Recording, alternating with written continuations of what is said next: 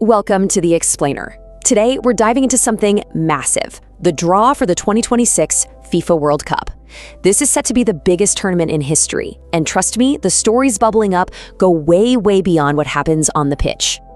So let's just start with the number that changes absolutely everything, 48. For the very first time, we're going to see 48 teams competing for the ultimate prize in football. That's up from the 32 we're all used to. And what does that mean? Well, it means more games, more countries getting a shot, and a whole new level of drama and, complexity. All right, so here's our game plan. First, we'll break down what makes this World Cup so unique. Then, we'll get into the nitty-gritty of how the draw actually works. After that, we'll talk teams and stars to watch, dive into the politics swirling around the tournament, and finally, we'll look at what all of this means for you, the fans. Okay, first up, this is a World Cup like no other. I'm not just talking about it being bigger. It's groundbreaking in some pretty fundamental ways. I mean, just look at the list of firsts here. It's kind of mind-blowing. You've got the 48 teams, obviously, but it's also the first time ever that 3 countries are co-hosting. We're also guaranteed to see at least 4 brand new nations making their debut. And if you want to see the real impact of this expansion, look no further than Curacao, a nation with a population of just over 150,000 people. They're set to be the smallest country to ever play in a World Cup. That's just an incredible story. So the big question is, how on earth do you organize 48 different countries for the world's biggest sporting event? Let's break down the mechanics of the draw, because it's a pretty fascinating process. Okay, it might look a little complicated, but it's actually pretty straightforward when you break it down. First, all 48 teams get split into 4 different pots, and this is all based on their official FIFA World Ranking. So you have the best teams in pot 1, the next batch in pot 2, and so on. The 3 hosts get an automatic spot in pot 1. Then they literally just draw 1 team from each of those 4 pots to create the 12 groups. The key thing to remember, though, is that there are rules to keep it geographically diverse, so you're not going to see like 3 European teams all stuck in the same group. And here's a little inside baseball for you. The hosts already know which groups they're in. As you can see, Mexico is locked into Group A, Canada's in B, and the United States will be in Group D. Now, this is a huge advantage. It guarantees they're a top seed, which means they get to avoid other top-ranked giants like Argentina or France in that first round. All right, enough of the rules and the process. Let's get to the fun part. Who are the teams and the players we should really be keeping an eye on? So, of course, you've got your usual suspects, the heavyweights. We're talking defending champs Argentina, the 2018 winners France, and powerhouse squads from Spain and England.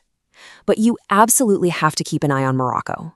After that historic run to the semifinals in 2022, they've proved they can hang with anyone.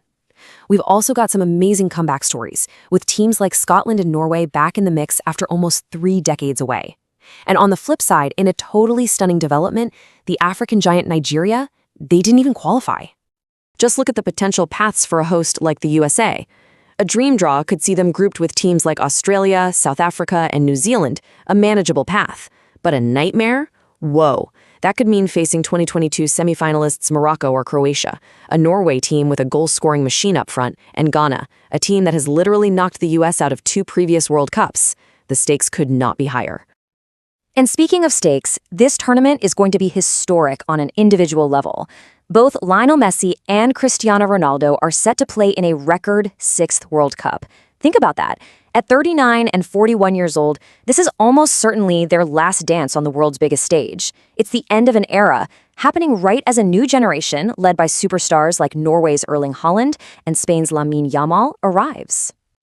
Okay, now we need to make a pretty big pivot, because as we've seen time and time again, the World Cup is never just about football, right? The political side of this event is impossible to ignore, and it raises some really big questions about who the real stars of the show are. So, with all this insane talent on the field, Messi, Ronaldo, Mbappe, you name it, who's going to be the single biggest star of this tournament? Well, the answer might actually surprise you, because the most visible, most talked about figure at this World Cup might not be on the pitch at all. According to the source material we're looking at, US President Donald Trump has become deeply intertwined with this tournament, and the analysis suggests that he's leveraging this massive global event for his own political purposes. So here's what the reporting points to. President Trump frequently takes credit for landing the 2026 bid for North America. He's also fostered a very close relationship with FIFA's president Gianni Infantino. In fact, Infantino created a brand new FIFA Peace Prize, and it's widely expected that Trump will be its first recipient at the draw ceremony, a move that has definitely raised some eyebrows. On top of that, there are concerns that the president might be using the tournament as leverage to pressure host cities whose local policies don't align with his. So with all of this happening behind the scenes, let's bring it back to the people who matter most, the fans. For supporters who just want to travel and watch a game, what kind of challenges are they up against? Let's start with a number that just speaks volumes. $1,500. Let that sink in for a second. That's the reported starting average price for a single group stage ticket. That is significantly higher than any World Cup we have ever seen. And honestly, that massive financial hurdle is just the beginning. Human rights advocates have raised serious concerns about potential detentions and even deportations. There are reports of incredibly long waits for visas, so long that some delegations almost had to boycott the draw itself. Fans from countries like Iran and Haiti are also directly affected by travel bans. And then you add this layer of uncertainty, the idea that games might be moved from cities the president decides are unsafe. It all makes the journey for a fan incredibly difficult. So all of this really highlights the central tension of the 2026 World Cup, doesn't it? On the field, it promises to be bigger, more inclusive, and more exciting than ever before. But off the field, the costs, the politics, and the complexities are also bigger than ever. And that leaves us with one final, very important question. When sport and politics collide on this massive scale, who is the game truly for?